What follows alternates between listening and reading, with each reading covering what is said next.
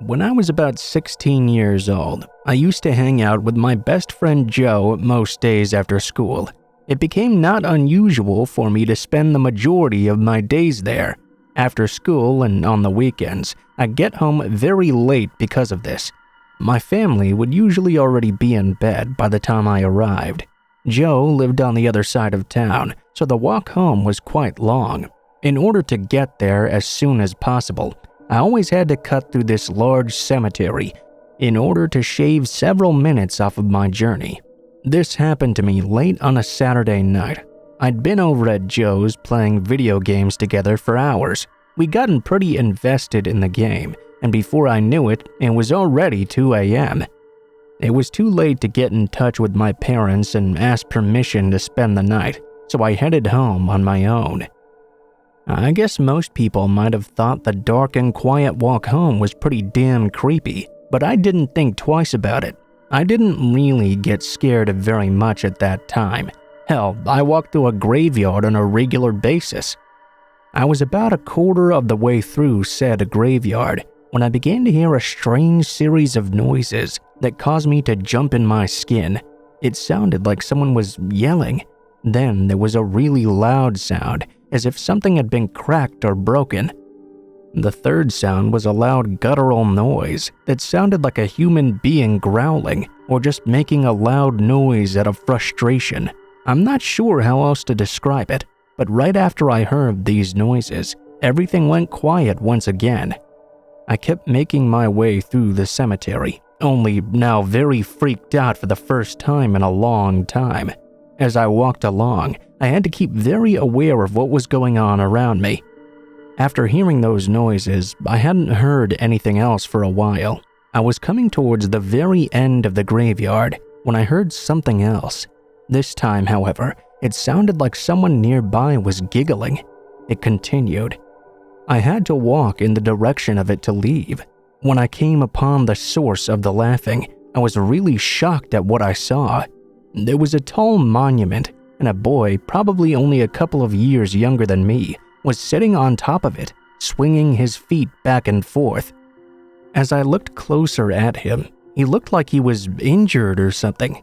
It was hard to tell in the dark, but he was holding his arm, which seemed to be broken or dislocated completely. Weirded out, I asked the boy if he was hurt or if he needed any help. He just laughed at me again. Then his face took on a serious look, and he told me to get the hell out of his cemetery right now. When he did, I noticed something else. There was another person there, leaning against one of the other monuments. It was a teenage girl, and she wasn't doing anything but staring straight at me. The whole situation was just way too weird. I couldn't piece together everything I had heard and then seen in the moment to make any sense of it. All I could do was do what he said. I got the hell out of the cemetery, listening to him laugh as I ran out. In the future, I always chose to take the extra minutes to walk around. There are some very strange people in this world, and that was a very strange encounter that night.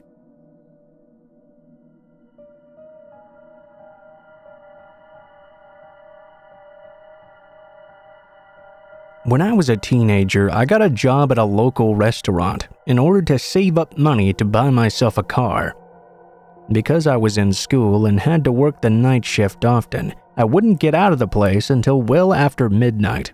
My parents were already in bed by that time, and because of that, I had to walk home since I didn't have a car. I lived in a pretty small and quiet town, so it was always a silent walk home, and nothing ever really happened. Except for once, when the walk took me up Main Street in town before I got into the residential area. It was a big change from the brightly lit street to the town to go into the forested and darkened area where all the houses were. I had to walk across a bridge, and there were only a few buildings next to the road. One was a gas station and a few small office buildings. Once I passed those, it was just trees. Though it was very quiet as usual, when I was about to turn onto the street in my neighborhood, I suddenly heard a very odd noise. It was like some sort of squealing sound, like an animal in pain or something. It wasn't that troubling at first. I thought it was just a random noise being made by some animal and tried to ignore it. But then it got a lot louder, and it sounded bone-chilling, a disturbing noise like something was being tormented. I told myself it must just be a cat attacking a bird or something, but it almost seemed like rather than just attacking the bird, the cat was torturing it actively. I was very unsettled. I turned on the street and crossed to the opposite side to be as far away from whatever was among those trees as possible. As I did so, the hideous noise finally stopped. The quiet afterwards was almost more unsettling though. As I walked up the street, there was a motion out of the corner of my eye. Turning around swiftly, I saw a movement among the trees. It certainly was not a cat. It was a large silhouette of a person, just standing there, probably looking at me, though I couldn't quite tell in the darkness. As I continued walking, I swiftly put 2 and 2 together and figured that whatever that noise had been, it had been caused by whoever this was. I just looked forward and tried to pretend I had never seen him. If you've ever walked while trying to avoid looking at someone, you'll know how that feels. I kept feeling the urge to look back as I walked along to see if the man was following me. I guess I didn't have any real reason to think he would be. I felt my insides freeze though when I heard footfalls that were not my own. After a few moments, I worked up the nerve to actually look back over my shoulder to see the man was following me very close behind, and he was holding something in his hand as well. I couldn't quite make it out in the darkness, but it seemed to be a baton or perhaps a knife. Whatever it was, he was making sure that I was able to see it. It didn't take more than a couple of seconds for me to put 2 and 2 together. If this guy was willing to do whatever the hell he was doing to whatever the hell that animal was, then there's no telling what he may have been willing to do to me. I decided to just say screw it and took off running. A quick look back over my shoulder showed the man had had the same idea as me. That large man was running after me, and he was waving whatever weapon he had in his hand all around. I had never been more terrified in my entire life. I was being chased by a psychopath, and I was still quite a bit away from home. I turned onto the next street and had the luckiest moment of my entire life.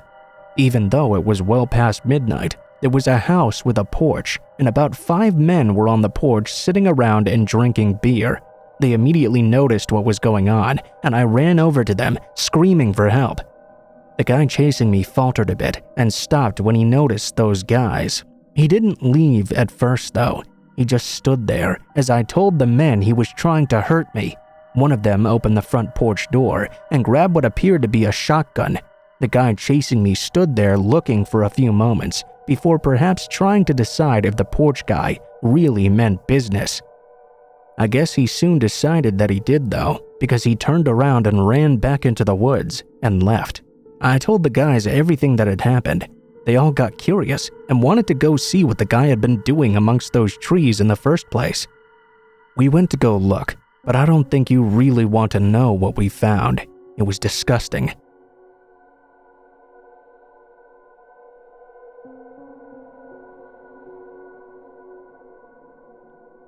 My car was having some problems, so I had to put it in the shop. Unfortunately, it was going to be in there for a few days, so I got stranded at home over the weekend. By Saturday night, I was getting pretty stir-crazy and needed to get some exercise in. My gym was about 2 miles away from my apartment, so I decided I could simply walk there and get a good workout on the way. I got there around midnight and was very surprised to see that no one was there. There were no other customers, and the staff didn't usually stay after 6 p.m., so I had the place all to myself pretty much. While I was on the elliptical machine, I saw a car pull up outside, and someone got out. They stood at the door for a little while, then they rang the doorbell. I of course just ignored him. Everyone who was a member had a key to the building, and we weren't allowed to let anyone in who didn't have a key. The guy didn't give up though. He kept on ringing the doorbell. Then, obviously upset that I wasn't answering the door, he began walking circles around the building, trying to get my attention. When he was finally able to do so, he motioned for me to walk over to the door so I could let him in. I shrugged, letting him know I wasn't going to break the rules just for him. He made an exasperated face at me. Then he walked back over to the door. He seemed really annoyed, and he was a lot bigger than me as well. I at least knew though that he could not get into the gym. Then, I saw a large pickup truck pull into the parking lot. It parked right in front of the window that was in front of me. Its windows were heavily tinted, and I couldn't see who was inside. I started to get a bit worried because if the driver had a key and then came into the gym, the other guy might slip in with him, then confront me for not opening the door. What was weird though was that whoever was in this truck did not get out. He didn't even stop his truck. He just sat there with the truck running. I had about 15 minutes left on my cardio before I headed over to do some weights. The annoyed guy kept walking around the building and the truck kept on running. I started wondering if maybe they were in cahoots or something. I tend to sweat a lot, so I went into the locker room to change my shirt. When I came back out, the guy who had been walking around was gone, but the truck was still idling there. About 15 minutes after I began lifting weights, the truck finally left without the person ever having gotten out. About 45 minutes later, I decided it was about time to head home. There still wasn't anyone at the gym, so I had a pretty pleasant time there by myself. I went walking down the road to the main street. I had to pass a gas station in order to be on my way home. I froze when I realized that very same truck was waiting at the gas station. Even worse, as I was walking by, the man that had been trying to get me to let him into the gym was leaving the store of the gas station as well. He walked right over into the truck. I tried to just ignore them and went about my way. Unfortunately, the truck soon pulled out of the gas station and began following me along the quiet road. I was immediately very nervous. I turned onto a side street. It followed me there too. When I got into the neighborhood area and thus off the town roads, the truck switched on their high beams. Then they started moving much faster and right toward me. Knowing I couldn't outrun this truck, I instead ran into a yard off the side of a house, then into the backyard. I knew the truck couldn't follow me there. I ran through all the different backyards, trying to cut through and get back to my street. The guys in the truck had anticipated this though, and somehow when I emerged, they were there waiting for me. The man who hadn't been let into the gym hopped out of the truck, carrying a baseball bat with him. I was too scared, and at first I was unable to move, not knowing what I should do. I soon made a choice though, and ran to the nearest house, climbing the steps and pounding and screaming for someone to open the door. The lights in the house immediately came on, and I heard the truck take off behind me. I guess the guys hadn't anticipated me doing this. After they had left, I told the people in the house what happened. They offered to drive me the rest of the way home. You know, it's quite funny. You can meet the worst and best people all in the same night.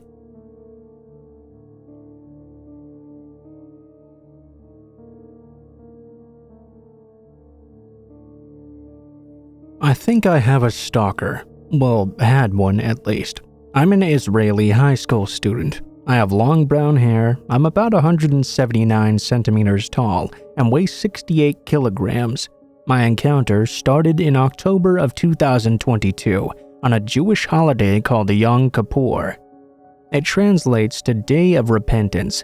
Basically, it's just a day when Jews go to the synagogue to repent for their sins. They fast and they also don't use any electricity during that time. On Yom Kippur, teens usually go into the town square and just chill there, meet new people, and talk. Being bored, I chose to go along with my peers in the hopes of finding some new friends. One of those new people I met was a girl. Let's call her Emma. I met Emma through some mutual friends. She went to another school in a different town and didn't often stay in mine as her parents were divorced. Her mom had custody of her in the other town, while her dad lived in the same town as me. The best description of her is that she was 150 centimeters tall and 50 kilograms soaking wet. She had a kind of fusion between ginger and blonde hair, an inverted triangle face shape, and had a distinct piercing look to her green eyes. We talked for a bit, and she was shy and socially awkward.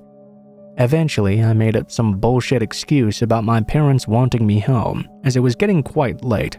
Before I left, she asked me for my Instagram. I'm fairly active on social media, mostly posting memes and low-effort jokes that people seem to like occasionally. I started to notice, though, that she always viewed my stories first. Coincidence, maybe? It seemed to be seconds after I posted them, though. I suspected maybe she had friend notifications on, or maybe it was just my ego. She responded to a lot of them as well, texting in a flirty kind of way, with lots of heart emojis. I got a creepy feeling from her, but I assumed she was joking or something. Around December was the first time she tried to meet up with me. She persuaded me, but I don't crack under peer pressure, so I kept up making excuses because I didn't really want to meet. Around mid-January, she started texting me on WhatsApp as well. I'd never given her my number, so I had no idea how she got it. It was safe to assume that maybe one of our mutuals had given it to her or something. A bit creepy, but whatever. There were a lot of phone calls I missed because I was busy. She kept proceeding with stalking me, and I started to ignore her more, usually only responding with one-word answers to her texts. This started to make her angry, but I hoped that shutting her out would be the best way to proceed, and eventually she would get the hint. In February, though, she crossed a line, a big line. Out of the blue, she texted me the name of my street and a number. To try and throw her off my tail, I responded with a single question mark. She followed up immediately by telling me, "That's where you live, right? My friend told me you're afraid of me. That's not true, is it?" Being freaked the fuck out, I left her on red and hoped she'd just go away. In the meantime, I tried to figure out how she'd even gotten my address. Doing some digging online, I found out the address showed after searching for my father's full name, including his middle names, a name that I had never told her. She texted me again a few days later, asking me to let her come over to my house. I told her to leave me alone. She tried to convince me to take her out on a date, but I told her I was gay in response. She called me every slur in the book, some of which I'd never even heard before, which was quite impressive. I told my mutual friend all about it, and he later sent me a screenshot of a private story she'd posted, showing her crying and talking about how all men are evil. He asked if it was related to me. Probably it was. The following morning, she sent me a voice message from a fake account, telling me how she was sorry and that she loved me so much. I told her again, "I'm gay. You're nice and all, but I'm simply not interested." Afterward, there was silence. Had I finally reached peace at last? It had been a few days without hearing from her, and all was good. I quickly forgot about her existence. Around a week after the whole incident happened, though, my mom was supposed to drive me to school. When we went to get in the car, though, we noticed a tire was punctured. I got a bad feeling about this immediately. In hindsight, I also realized my dog had been barking maniacally the night before. I had just assumed that it was his usual barking at people walking past or something. I was starting to feel like I was delusional, and maybe this was all just coincidence. For the following days, I got a sinking feeling that something was wrong. I felt as if I was being watched at all times when I was following my routines, such as going to the gym or walking my dog. I thought I'd seen her around the mall and other shops I had frequented too. There were only 2 malls in my town though, so it wasn't that unlikely. She didn't seem to notice me at least. It was early March by that point, and my birthday soon approached. A day before my birthday, I suddenly got a flower bouquet delivered to me, along with balloons and a note saying "I love you." No clue from whom, but I didn't bother to ask the delivery guy. I guessed it must be one of my friends fucking with me. They knew how on edge I was, but I soon realized that it was not from them. For my birthday, I decided to get drunk with some of my friends. I take antidepressants, so I often don't get shit-faced when I drink, only mildly drunk. The parents of my friend who lived 20 minutes away were on vacation, so he decided to host. I posted some pics of my stories, of us just messing around in his front yard. Eventually, though, we'd made too much noise. The cops were called, and we had to cut the party short. Walking back home, though, I started to feel very paranoid. I'm the type that gets worried when I drink, but I tried to ignore these thoughts. There was a woman that was keeping a short distance behind me, but again, I ignored my gut in my drunkenness and assumed it was just a random person out for a walk. I stopped and rushed into some shrubbery because I had to barf real bad. Suddenly, I felt my hair being pulled into a ponytail behind me. It was the lady who was walking behind me. She held my hair for me. She told me to sit down and to wait a bit before I continued. I sat down cross-legged with my face looking down. I had my face down out of shame because I was afraid I'd suddenly puke all over her if I raised my face to look. I caught a few glimpses though, and she seemed very familiar.